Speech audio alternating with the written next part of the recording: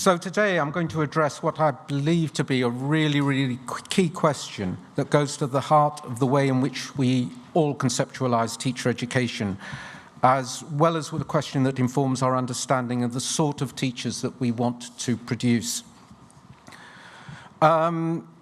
My focus in the question that you can see there is on new teachers, and that's to say particularly those training to teach, but also those who have recently qualified as teachers, though I have to say that most of what I'm going to talk about this afternoon refers to the former. The question in my title clearly raises some questions itself. For example, what sort of critical questions are we talking about? And why the assumption that new teachers need to ask such questions at all? So during the presentation, I want to focus on three areas. The first, why it might be important to ask this question. The second, the factors that we may need to take account of in addressing the question. And three, what the answer might be. That's the shortest section. So, I'm going to be drawing on a number of pieces of work that myself and colleagues at Oxford have done over a number of years. And by doing that, I hope to illustrate that these are complex issues and that there is actually no straightforward answer to this. I think this is a question that has relevance beyond our immediate context, and by immediate context I mean, the United Kingdom, but my examples are inevitably going to draw mainly on work that's been carried out in England, where the policy context has, if nothing else, provided us with ample opportunity to reflect on what it means to learn to be a teacher. So I'm going to begin by looking at the question, why is this an important question to ask? And I want to suggest that there are three answers to this, and the first part will be structured around these 3 points. One, because it's generally ignored in teacher education policy, which tends to focus more on structure and content than the processes of professional learning, in my view. Two, I think it's because it enables us to adjust the lens a little in order to focus less on the unhelpful discourse around school-led and university-led provision, and to focus much more on the nature of teacher professionalism. And three, I think it does help us to address the perennial question as to the relationship between theory and practice in initial teacher education. So the first of those, because it's generally ignored in teacher education policy. At the policy level, and particularly here in England, we're used to seeing change, and it's not too difficult to see how reform has taken place apace over the last few years. And this continued even up until 4 days ago with the publication of the ITE core content research. Now, these reforms have been driven by a number of different influences, and these have been well documented elsewhere, and there are various policy analyses that have been carried out here. But it's interesting that a lot of the features of those analyses are common across different jurisdictions as to what the drivers are, and not least the influence of global organizations such as the OECD. And we heard Mary talking this morning about the OECD and its strong influence. But the expansion of the number of routes into teaching in England, as well as the proliferation in terms of the numbers of accredited providers that came as a result of the 2010 reforms and the accompanying rhetoric around these, as the talk of the need for a school-led system, has seen changes that I think all of the policy changes and all of these documents actually fall into 2 categories. And this is that reforms have dealt with either structure or content. And looking through those, I know this is not, exclusively the case for each of these documents, but I think that all of the reforms fall mostly into one of these categories. And it does beg the problem as to what the policy problem is. What is the problem that the reform is trying to address? And you can't argue, I think, that there is actually a lot of coherence in these policy trends and in this sequence of documents. And there isn't some sort of logic in there if you start with the 2010 reforms and then work your way through. But I think we also have to question what that logic is. And I think there is a danger that we assume things are the case and then move on from that, rather than asking those critical questions of policy that we need to ask as well. Now, what I'm going to do for a moment is just to pause with the Carter Review, because I think that's a really interesting document, and it's a different document because it was a review rather than a policy document as such, although you can see the effects that the recommendations of the Carter Review have had in the chain of documentation that's followed. And the review that was published in 2015 actually has in it 5 paragraphs within a section entitled Models of Teacher Development that address what the writers judge to be effective models of professional learning. And it is worth pausing briefly here to look at a few of these short extracts from the review and to see what it actually said, because these are the bits that tend to get missed from what the Carter Review said. And, okay, so they talk, sorry if you can't see this very well, it talks about programs being structured so that there is effective integration between the different types of knowledge and skills that trainees need to draw on in order to develop their own teaching.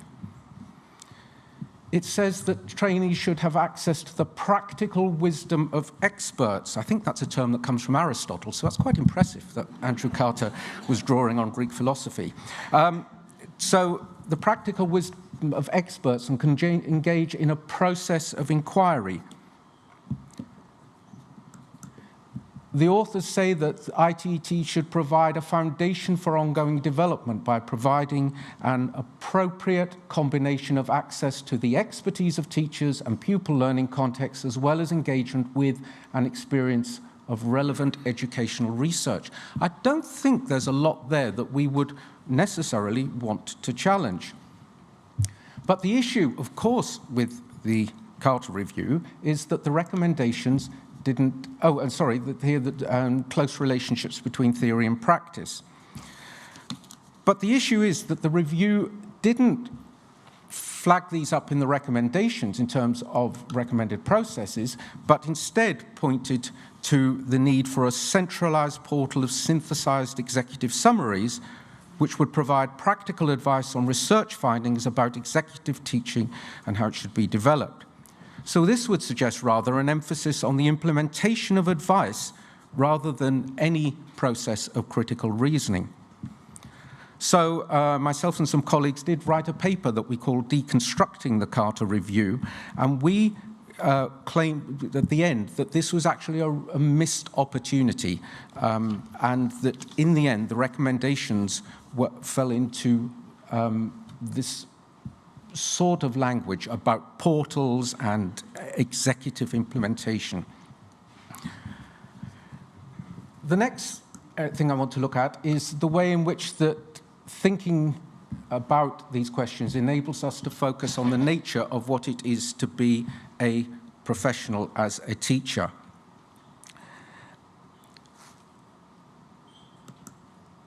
So here, the policy discourse has been particularly focused on the conviction that teaching can be learned from teachers in the context of school classrooms, and that professional knowledge and expertise can be reduced to the conceptualization of the teacher as either a craft worker or an executive technician, implementing what has been shown to work, as we've just seen. Where the value of research findings for teachers is in them having synthesized findings in such a way that they can then be put into practice. Yet we know that what works in one context can rarely be transposed to another with the same effect. Teachers are regularly confronted with new students, new curricula, and new professional demands. So while all beginning teachers are, of course, required to reach a level of practical competence in the classroom so that they can perform particular tasks effectively, they also have to be able to innovate. And these two quotes here from Karen Hammernes and her colleagues show those two sides. They have to be efficient in acquiring, using well-learned schemes and routines, but also have to have the capacity to move beyond existing routines, to rethink key ideas and practices.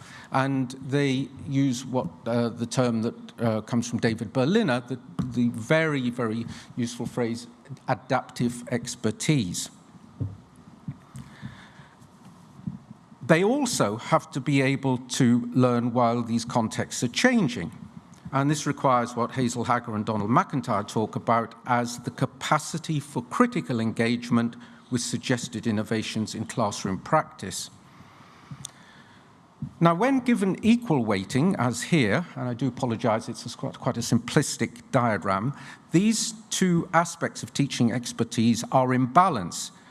But it's not difficult to see what happens when too much focus is placed on efficiency rather than the development of adaptive expertise, that we end up with an imbalance.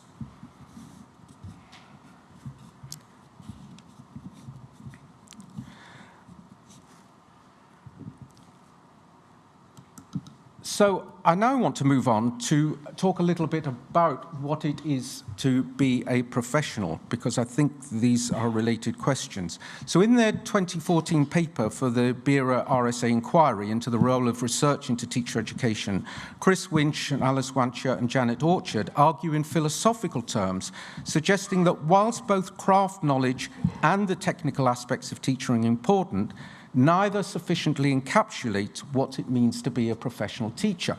And they do draw on Aristotle and these three conceptions and then look at those in relation to different conceptions of the teacher. They set out the way in which teachers, acting as professionals, need to develop powers of judgment, including the capacity to ask critical questions in order to analyze why strategies are or not working in particular contexts, and for teachers to be able to draw appropriately on new ideas and to be able to interrogate those ideas effectively.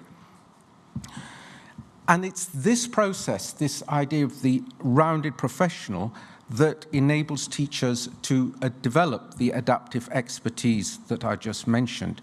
It's only this expertise which will allow them to respond to the novel and unpredictable demands of the varied and changing contexts in which they work.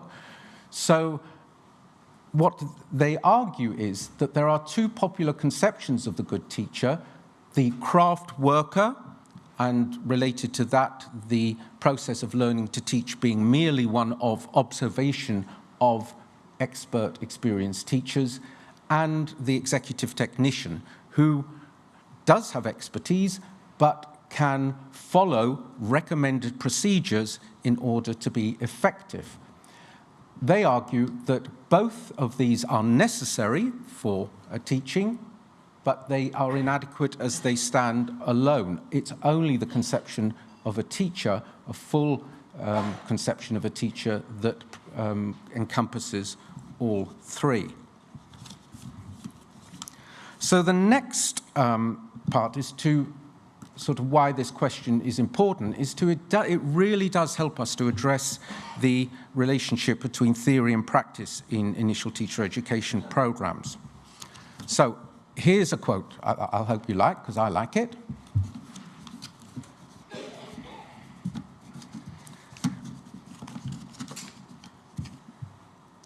So I would suggest that that could have been said at any point in the last few years. Yeah? I think many of us here might echo these thoughts.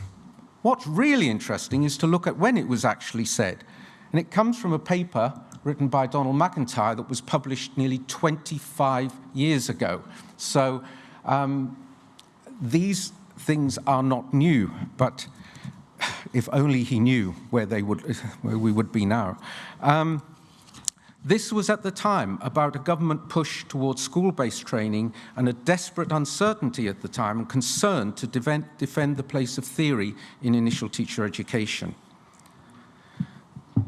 Donald McIntyre's response to this tension in developing the concept of practical theorizing, which is mentioned in the title of the paper, was obviously to insist that both theory and practice had to be held together. But it was also to insist that the way in which that happened was an active process, a process of theorizing, not merely importing either an accepted body of knowledge or indeed a repertoire of prescribed practices. It is the process by which beginning teachers understand both, firstly, how to frame the questions they need to ask, and secondly, then to answer those critical questions in relation to both theory and practice.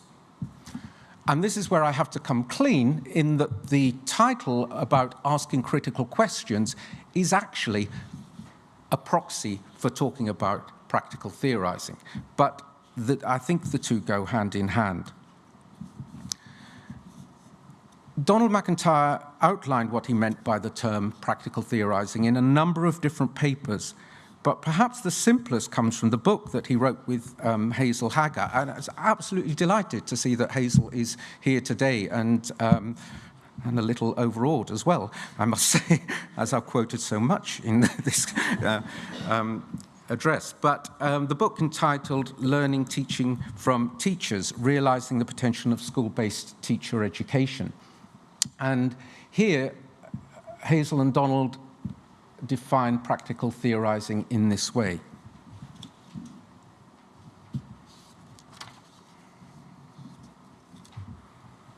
And I think that's it in a nutshell, really. The ideas that come from different sources, but the key is that theory has to be used to interrogate practice and vice versa, and that both are then brought to bear on the practice of the individual teacher. Hazel and Donald were in no doubt that beginning teachers needed to acquire a large repertoire of practical ideas. That's absolutely necessary. They need suggestions about what they actually need to do, but it's extremely important where those ideas come from and how they are treated. Both theory and practice are seen here as being invaluable. Both are invaluable as potential sources of knowledge for beginning teachers. Both have much to offer, but neither should be treated as incontrovertible. Both have to be subjected to critical examination and critical questioning, which means that new teachers have to test them in their own practice, as well as through observation. And by subjecting them to theoretical evaluation in terms of the wider evidence of their impact over time and in different contexts, and incredibly importantly, in terms of the ethical dimensions that underpin these ideas. So actually, there's quite a long quote coming up, but I'm going to leave it to sort of Donald McIntyre in a paper that was published posthumously in 2009, again, just to explain that much more eloquently than I have just done.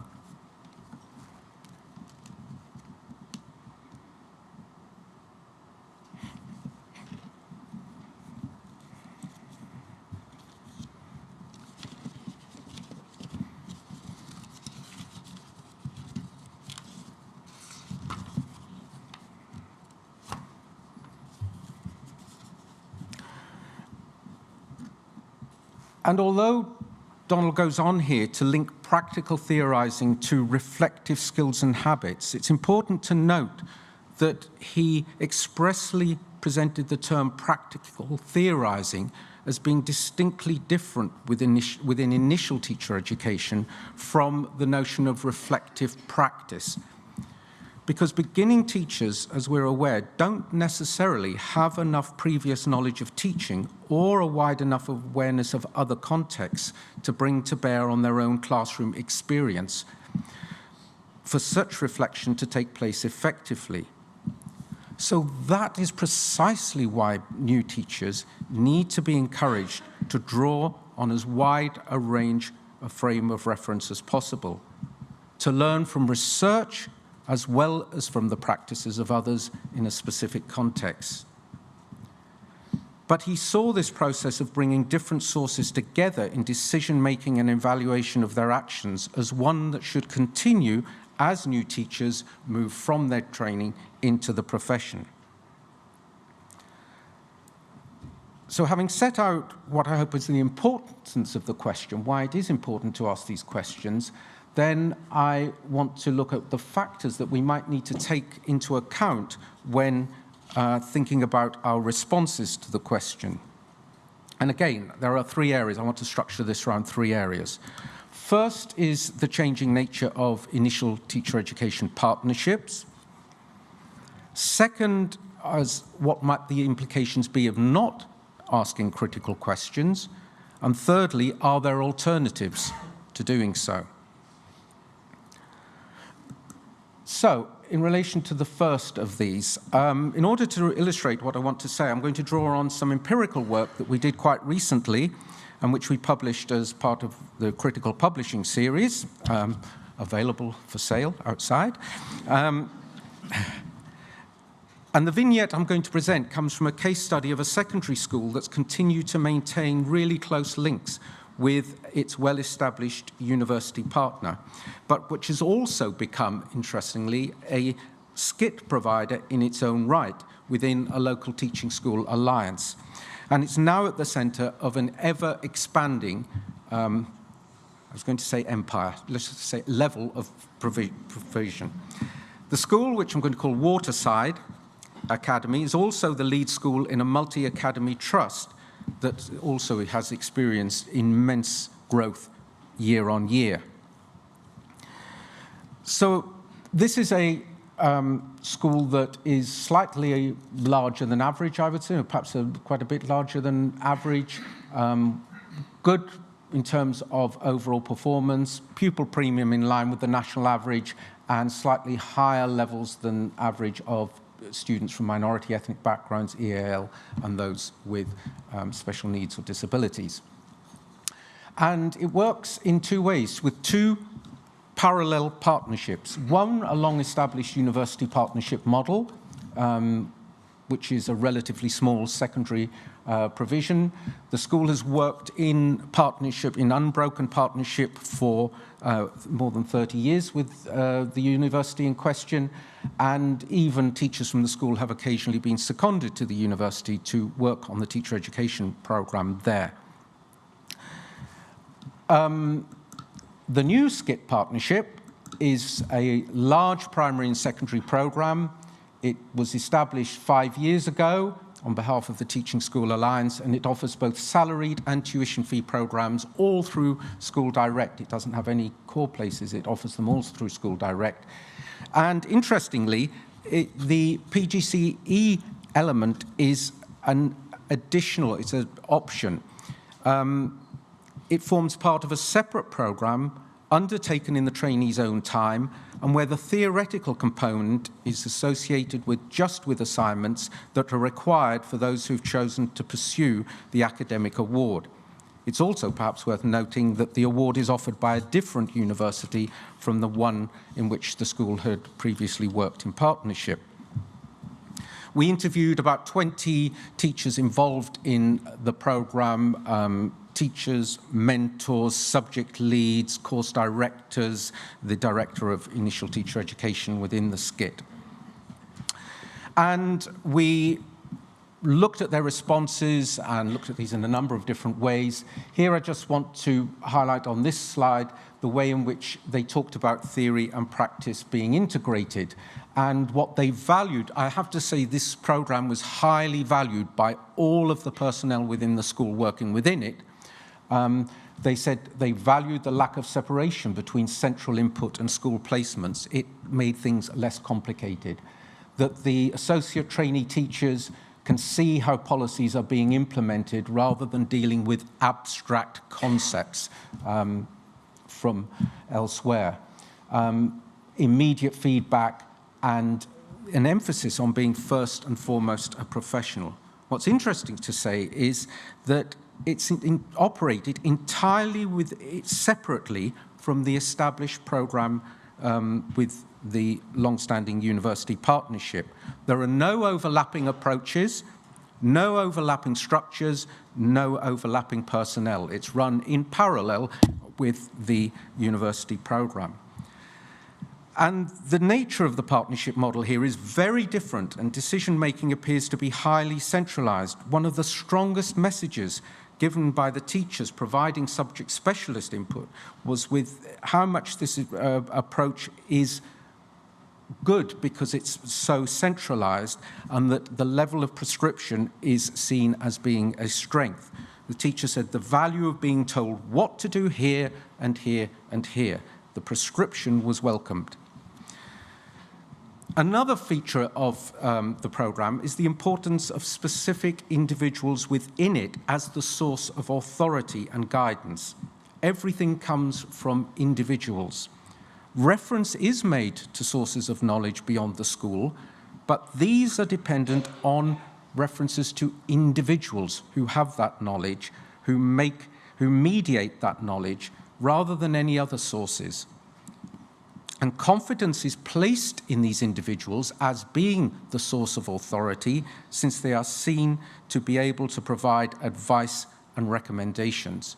So I hope I've been clear what I said there. It's not referring to external sources of knowledge, it's to individuals who sort of almost carry the weight. They have mediated that knowledge for their own practice, and so they therefore become the authority on which to draw. As one of the mentors pointed out, the associate teachers, here and I quote, don't have access to any library of pedagogical information, current research or relevant stuff. Instead, the trainee teachers are given the essential ideas that they need for teaching, the basics that those leading the program have determined they need. So one of the fundamental strengths of the program is, from the perspective of those working within it, is the way in which it equips new teachers to fit in exactly with what the teachers in the school do. While one of the English mentors in the school did acknowledge the risk that the associate teacher might become a sort of mini-me, he says that it has been highly gratifying for him to see teachers coming through the system who make such a perfect fit for the context in which they're working. And he said, you've nurtured them, you've fostered them, and they fit into the school, which is really, really nice. So in those respects, trainee teachers who fit in and who will stay in the school, importantly, because this is an area where recruitment is becoming increasingly difficult, and the clarity about what they're expected to do, the program is essentially regarded as being highly successful by those who play a key role in its operation. And it's also a program, I should add, that's been rated as outstanding by Ofsted. But such an approach, however successful it appears to be, might be seen to rely on a model in which asking critical questions just complicates things even further. Okay. So drawing further on the case study, we see it's very much seen as a self-contained year, the training year, in which beginners essentially learn to teach through guided practice, and which success is defined in a number of different ways. And these are some quotes here, from direct quotes from the teachers. So the massive challenge that they will have, the impact will not just be the tiredness and the work, it will be psychological. So it's not seen as being particularly helpful to make that more complicated by promoting the questioning that might increase that complexity. It's about reducing the complexity through the degree of challenge by accepting that there's little more that needs to be learned once a sufficient level of practical competences are reached. So a mentor said, I've just said to her, I don't actually have anything constructive to tell her other than, brilliant, keep going. Okay. because it will complicate things to add more challenge, or by emphasizing the familiarity with immersion into the school practices to fit in, to be nurtured and to fit. And when things are demanding, then the school provides, and it's a really, really strong feature is the level of pastoral support and support for the trainee teacher's mental well-being that this particular skit provides, but it's there in order to cope with any particularly challenging situations or where people are finding that they're under pressure. Don't want to be particularly, I'm not being critical of the skit. What I'm trying to do is say that this is, we all recognize this is the reality of what some of the policies have led us to. So I need to move on relatively quickly. So what are the implications of not asking critical questions? So in the waterside vignette, theorizing as an active process in which beginners themselves engaged is almost entirely lost. The teachers, like their mentors and the subject specialists, are essentially told what to do, how to do it, and receive focused guidance and feedback on how well they're doing it. For those training within this particular school, it's clear what's expected of them, and they are supported with coaching in order to achieve it. Research or theory reaches them through the mediation of others, as vouched for in the practice of others, so can therefore be trusted. But is there a problem with this kind of approach? In a context where teaching is acknowledged to be hugely demanding and one of the most essential qualities required is resilience, surely there's much to be said for a process that focuses on providing clarity, reassurance, and making what's required as simple as possible. The concerns it raises, for me, however, have been well rehearsed elsewhere and probably don't need much reiteration here. Amongst the most obvious is the challenge for the teachers within such programs of moving to any other context, moving to a different school where things are done differently or where the needs of learners might be different, or indeed a change to the original context itself with a different cohort or different assessment regime, for example. Learning how to operate successfully in one particular school on the basis of well-modeled demonstrations, regular practice, and focused feedback, important as those things are, doesn't equip teachers with the capacity to adapt to other circumstances. It may make them efficient, but because it doesn't involve an exploration of the premises on which their current practices are based, nor any consideration of the contextual factors that may be particularly influencing their appropriateness, such training doesn't serve to develop the associated dimension of teacher expertise, thinking back to that balance earlier. Will these teachers have the capacity, as Karen Hamanis and her colleagues say, to move beyond existing routines, to rethink key ideas and practices? Nor does such an approach develop teachers' capacity to judge the quality of the advice they are given.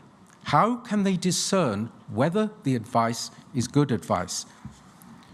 What happens if one expert is replaced by another? The charismatic deputy head teacher moves on, for example.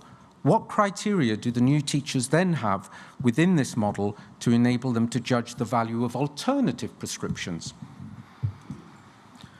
Moreover, and importantly, I think, such an approach fails to acknowledge the ethical dimensions of teaching and to encourage those joining the profession to ask appropriate moral questions about the nature of the practices in which they are asked to engage.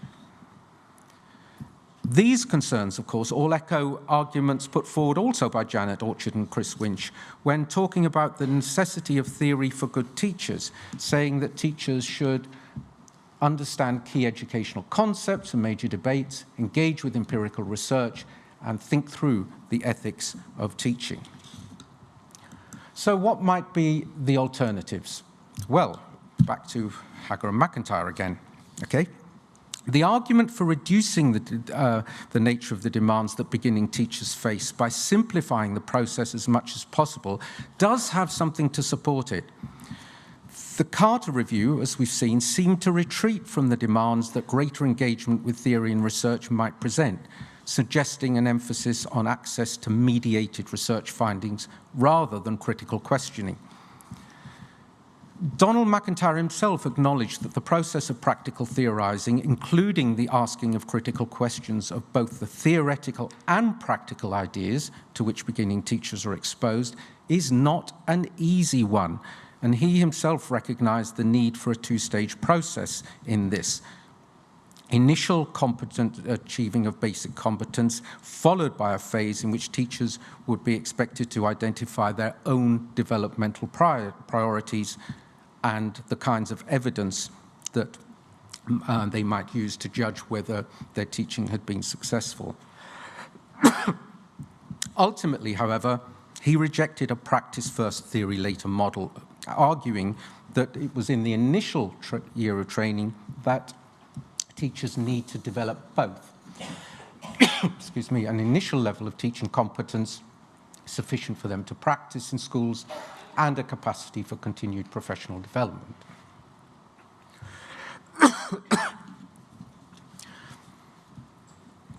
Given the diversity of teacher education practices, particularly here in England, it could be argued that there are already many teacher education programs in which beginning teachers are actually not expected or even encouraged to ask critical questions.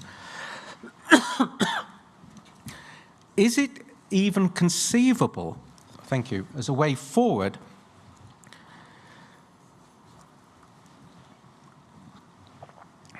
that we offer training models in which practical teaching competencies are prioritized within the first phase of teacher education, and that teachers only engage with theory and research, at a later stage of their professional lives, and only then perhaps if they have the motivation or opportunity to do so. Likewise, is it conceivable that universities could withdraw from initial teacher education altogether and confine their role to producing high-quality educational research in partnership with schools, and then deepening and enriching the professional knowledge and research engagement of experienced teachers through master's and doctoral programs? Any practice-first, theory-later model, however, remains essentially untested. But it may become the default of those who've had little exposure to theoretical perspectives during their initial training, but yet take the opportunity to pursue further professionally related study at a later stage of their career. So, briefly, to what might be the answer.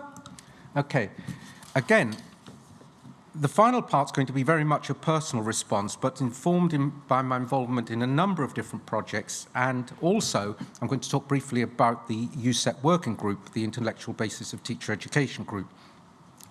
So my argument, unsurprisingly, is that universities do have an essential role to play in providing beginning teachers with the tools that they need to ask critical questions and to ensure that they have sufficient opportunities to do so. And I've just mentioned Janet Orchard and Chris Winch and their argument for the necessity of theory for good teaching. And they argue here that the environment of the university is more conducive to the kind of theoretical learning needed by new teachers, which involves sustained discussion and the sharing of ideas away from the immediate pressures of the workplace. They also argue that universities are the suitable places for providing the theoretical engagement necessary to good teaching, because simply they're likely to employ more staff with the necessary scholarly and pedagogical expertise. This is not to argue that some schools aren't perfectly suited to providing the necessary condition for teachers to ask critical questions and to engage both with research as part of the ongoing process of professional development.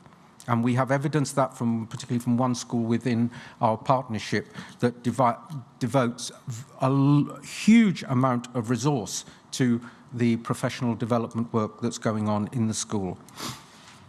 I don't want to say too much about the UCET Intellectual Basis of Teacher Education group because we're all going to run off to the boat in a moment. But for those who are interested in finding out, please do come to that session. But I did want to highlight a couple of things because I think it's relevant for what I've been talking about today. The group has aimed to set out, have produced a document that sets out UCET's vision for high-quality teacher education that values teachers as intellectuals who take an inquiring stance to their work and make meaningful contributions to the professional knowledge base. And it talks about producing teachers who are competent and confident, epistemic agents, able to engage in inquiry-rich practice, and responsible professionals. All of these, I would argue, depend on teachers being able to ask critical questions. Because they need to interrogate the different sources of knowledge that they're going to encounter. And these will include theoretical perspectives to which they're exposed, their own underlying preconceptions about the nature of teaching and learning, their own practice and that of others, and the policies to which they are asked to subscribe both nationally and locally at school level. Ultimately, new teachers need to be able to ask these critical questions in schools, not away from schools, in the context, firstly, of planning for specific teaching with particular pupils within an ongoing scheme of work, secondly, ideally, in their interactive decision-making, and thirdly, in the evaluation of their own teaching. And I would argue that it has to be from the beginning of their teacher education programs. Otherwise, they will never seriously embrace doing so as part of their professional repertoire. It seems logical to argue that if this is not routinely happening in schools, there's less chance of it being sustained. So the way in which teacher education partnerships between universities and schools operate is absolutely essential in terms of the way that the program is integrated. It's essential to ensuring that our teachers are equipped with the wherewithal to develop the adaptive expertise that I mentioned a while back. So I had intended to finish, and now I'm going to finish, with the UCET working group document and use it as actually a rallying cry for everybody here in this room to embrace the challenges that it sets out for all of us who are committed to the highest standards in teacher education. But then there was Friday. So I thought I ought to say something about the new ITT content framework, which landed in our pre-PERDA inboxes on Friday morning. But it does seem really relevant to what I'm going to say today. Now, tempted as I am to offer my thoughts, I don't think I should abuse my privilege of standing here in front of you all to do that. So all I'm going to do is conclude by saying that I'm really grateful that we have here a document that exemplifies so well the imperative for all of us to be able to ask critical questions. Thank you.